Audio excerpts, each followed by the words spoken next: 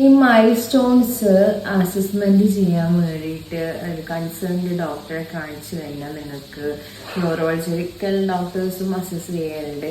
പിന്നെ famous one ആയിട്ടുള്ള ഒന്നുണ്ട്, നമ്മുടെ കണ്ണൂര് ടണൽ എന്ന് പറഞ്ഞിട്ടാണ്. അതെന്ന് പറഞ്ഞാൽ ഒരുപാട് എക്സ്പെൻസീവും കാര്യങ്ങളൊന്നും അല്ല. നിങ്ങളെ കുട്ടിക്ക് എന്തെങ്കിലും പ്രശ്നങ്ങൾ ഇപ്പോൾ ഒരു 40 ദിവസം കഴിയുമ്പോൾ കുട്ടി എന്താണ് ചെയ്യേണ്ട കാര്യങ്ങൾ എന്തൊക്കെയാണെന്ന് ഒരുപാട് നല്ല നല്ല പ്രൊഫഷണൽസ് ആയിട്ടുള്ള ഡോക്ടേഴ്സ് പറയുന്ന വീഡിയോ ഒക്കെ നമുക്ക് ഇന്ന് യൂട്യൂബിൽ ലഭ്യമാണ്.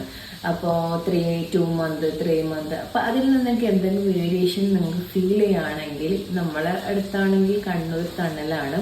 അപ്പം അവിടെ നമുക്ക് അസസ്മെന്റ് ചെയ്യാൻ പറ്റും. അതുപോലെ അമ്മയും കുഞ്ഞിൻ്റെ ഹോസ്പിറ്റൽ പാപ്പനശ്ശേരിയിലും ഉണ്ട്. അതുപോലെ നമ്മുടെ കോഴിക്കോട് മെഡിക്കൽ കോളേജ് അമ്മയും കുഞ്ഞും ഹോസ്പിറ്റലും ഇത് കുട്ടികളെ ഇത് അസസ്മെന്റ് ചെയ്യാനുള്ള കാര്യങ്ങൾ ഫെസിലിറ്റീസ് അവിടെയുണ്ട്.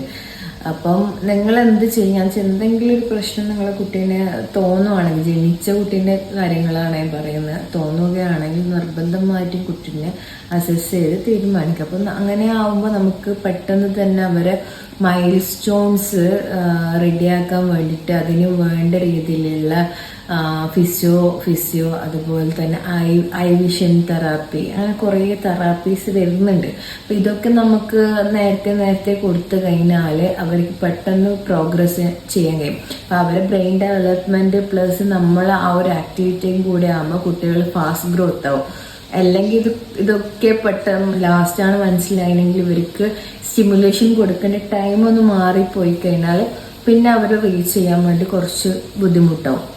എന്നെ സംബന്ധിച്ചിടത്തോളം 3 മാസത്തിൽ തിരിച്ചറിഞ്ഞുകൊണ്ട് ഞാൻ 3 മാസം മുതൽ തന്നെ തുടങ്ങിയിട്ടുണ്ടായിരുന്നു. അപ്പം അതിൻ്റെ വിശേഷങ്ങളെല്ലാം ഞാൻ പറയുന്നതായിരിക്കും.